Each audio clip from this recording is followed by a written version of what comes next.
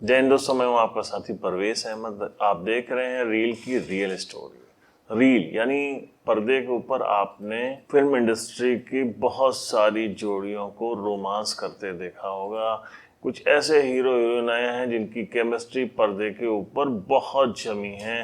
लोगों ने उस पेयर को बहुत ज़्यादा पसंद किया है, वो फिल्में बहुत ज़्यादा हिट हुई हैं। मगर कुछ ऐसे भी जोड़ियां रही हैं जो पर्दे के ऊपर एक्टिंग करते करते एक दूसरे को दिल दे बैठे। बहुत फेमस हुई उनकी जोड़ियां, अखबारों में, मैगजीन्स में, सोशल मीडिया पे उनकी रोमांस की स्टोरी, उनके अफसाने, उनकी मोहब्बत की कहानियां खूब छपी, पढ़ी गई, सुनी गई, सुनाई गई। हम आज बात करेंगे ऐसे ही टॉप 10 अनसक्सेसफुल लव स्टोरीज की, जो लोगों के अंदर बहुत ही जिज्ञासा रहती थी उनके बारे में जानने के लिए। बहुत फेमस हुई ये जोड़ियां। तो शुरू करते हैं। सबसे पहले नंबर 10 पे हैं सनी देओल और डिम्पल कपाड़िया। 1983 में फिल्म आई थी सनी देओल की बेताब। डेब्यू फिल्म ने ही सनी देओल को स्टार बना दिया था। बहुत ही हैंडसम लगे थे। इसके बाद से इस फिल्म की जो एक्ट्रेस थी अमिता सिंह, उनके साथ मोहब्बत के चर्चे बहुत हुए, बहुत सारे अफसाने बयां हुए।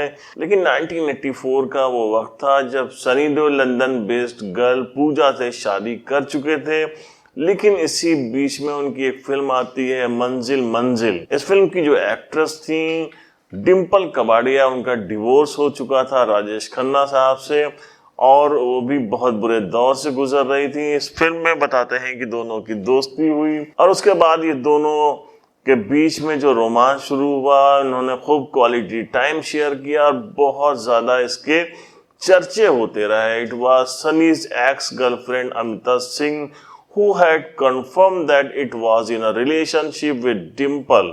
लेकिन ये रिलेशनशिप भी शादी तक नहीं पहुंच सकी और सनी देओल को वापसी करनी पड़ी अपनी बीवी, अपनी पत्नी पूजा के साथ, और ये जोड़ी भी हमेशा हमेशा के लिए अफसानों में दफन हो गई। नंबर 9 पे हम बात करेंगे फिल्म इंडस्ट्री के बहुत ही हैंडसम डांसिंग स्टार यानी कि ऋतिक रोशन की। इनकी एक मूवी आई थी क्रिश 3। इसकी जो एक्ट्रेस थी कंगना रनावत। बताते हैं कि सेट के दौरान ही दोनों एक दूसरे को दिल दे बैठे और दोनों ने एक साथ क्वालिटी टाइम शेयर करना शुरू किया। इसकी खबरें पहुंची चारों तरफ और ये गॉसिप के साथ साथ जब लगने लग गया कि नहीं, इन दोनों के बीच में कुछ गहरा चल रहा है, तो ये विवाद ने भी जम लिया। बताते हैं, कहते हैं कि ऋतिक रोशन अपनी वाइफ सुजैन को डिवोर्स देने वाले थे। लेकिन इसी बीच में सुजैन को उसकी खबर हो गई और उन्होंने खुद ही जो है ऋतिक रोशन को डिवोर्स दे दिया। लेकिन उसके बाद जो है कुछ बात ऐसी हुई कि कंगना रनावत और ऋतिक रोशन के बीच में डिस्प्यूट पैदा होना शुरू हो गया।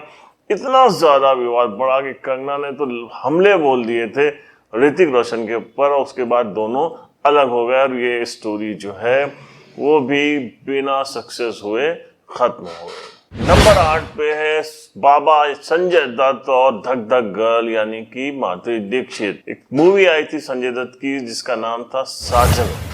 उस वक्त संजय दत्त बहुत टूटे हुए थे क्योंकि उनकी पहली पत्नी ऋचा शर्मा की कैंसर में डेथ हो चुकी थी। बताते हैं साजन फिल्म के दौरान माधुरी दीक्षित को दिल दे बैठे संजय दत्त। दोनों एक दूसरे को बहुत ही पसंद भी करने लगे। इनके बीच में खूब रोमांस चल रहा था।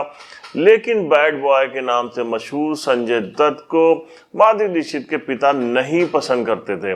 उसी वक्त संजय दत्त को जेल भी हो गई पुराने केस में। संजय दत्त को जेल होने के बाद ये रिश्ता लंबे वक्त तक नहीं टिक सका क्योंकि इसके अगेंस्ट है माधुरी दीक्षित के फादर। तो माधुरी दीक्षित ने भी बैकफुट पे जाना पसंद किया और उसके बाद डॉक्टर नेने से उनकी शादी हो गई और इसी के साथ ये अफसाना भी खत्म हो गया। और हम बात करेंगे नंबर 7 पे एक बहुत ही खूबसूरत पेयर यानी कि मिथुन चक्रवर्ती और श्रीदेवी का। इन दोनों की एक फिल्म आई थी जाग उठा इंसान, जिसमें दोनों पर्दे पे रोमांस करते दिखे थे। लेकिन इसी बीच में शादीशुदा मिथुन चक्रवर्ती दिल दे बैठे श्रीदेवी को। उस वक्त की बहुत ही खूबसूरत हीरोइन थी, जबकि मिथुन चक्रवर्ती की वाइफ थी योगिता बाली जो कि पहले किशोर दा की पत्नी रही थी।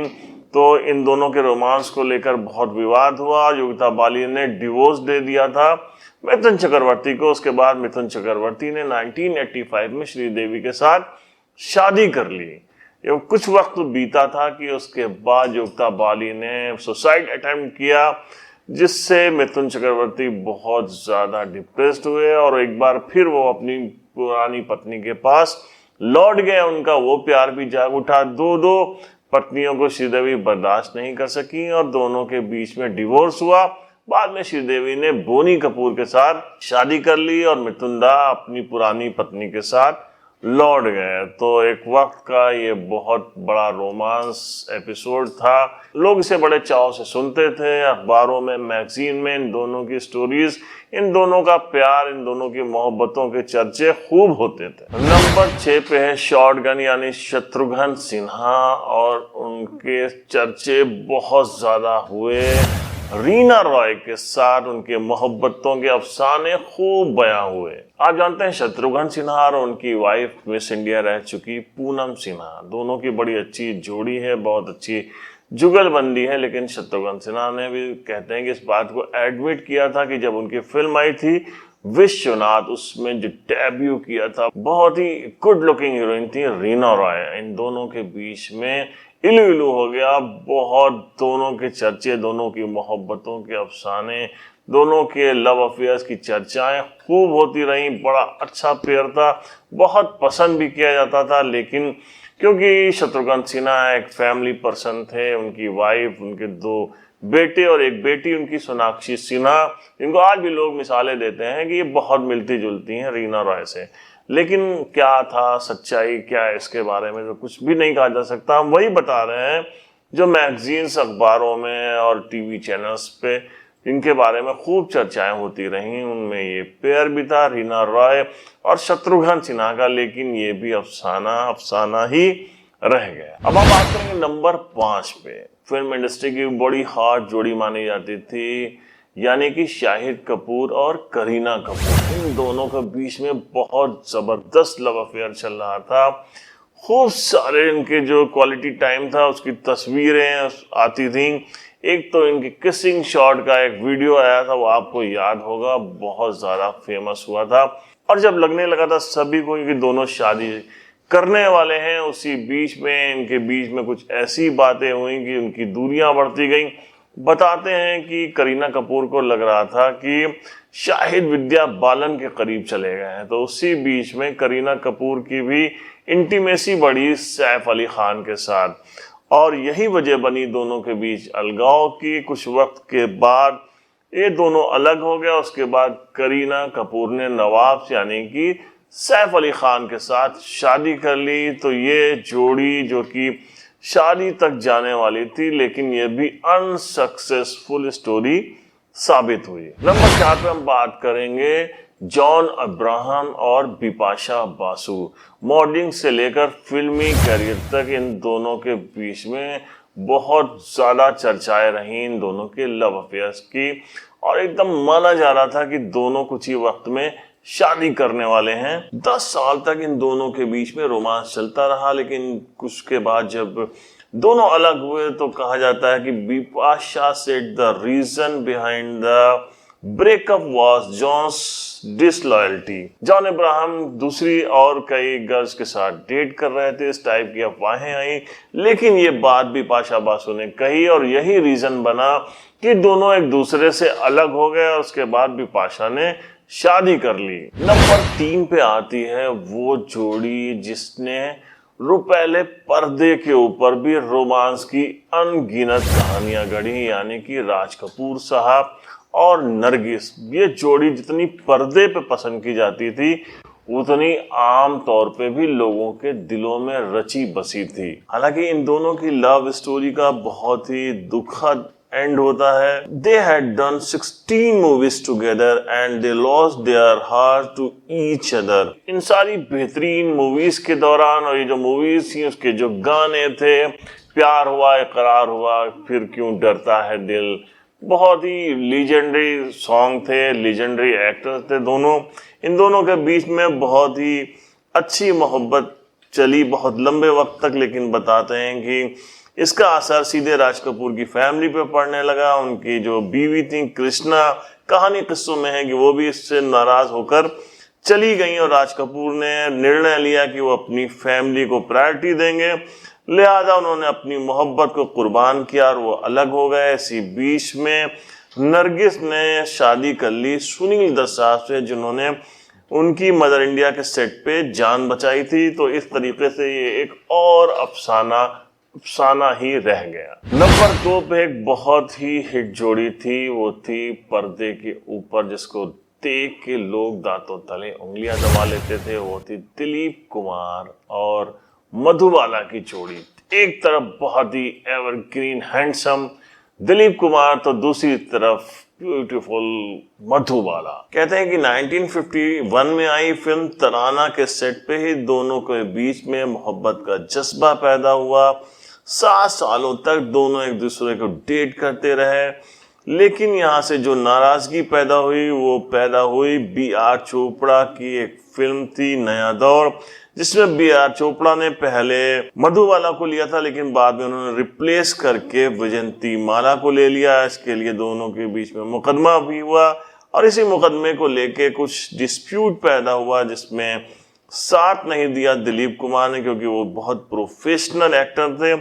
तो उससे मधुबाला नाराज हो गई और उसके बाद जब फिल्म आई थी मुगल आजम, उस वक्त कहते हैं कि मुगल आजम के दौरान बातचीत भी नहीं होती थी मधुबाला और दिलीप कुमार के बीच में। यहाँ एक और विलन थे, वो थे मधुबाला के फादर, जो इस रिश्ते को नहीं पसंद करते थे। बात यहाँ तक पहुंची कि आखिर में दोनों अलग हो गए। अब हम बात करेंगे फिल्म इंडस्ट्री की वो सबसे बड़ी हिट जोड़ी की, जिसके रोमांस के चर्चे तब भी थे, कल भी थे, आज भी हैं और कल भी रहेंगे, यानी कि अमिताभ बच्चन और रेखा की जोड़ी। सिल्वर स्क्रीन के ऊपर तो दोनों ने बहुत रोमांस दिखाया और उसका असर ये हुआ कि निजी जिंदगी में भी दोनों एक दूसरे को दिल दे बैठे। The most unsuccessful love story of the Bollywood, जो पूरी दुनिया में मशहूर हुई। कहा जाता है कि दोनों फिल्म दो अनजाने के दौरान करीब आए।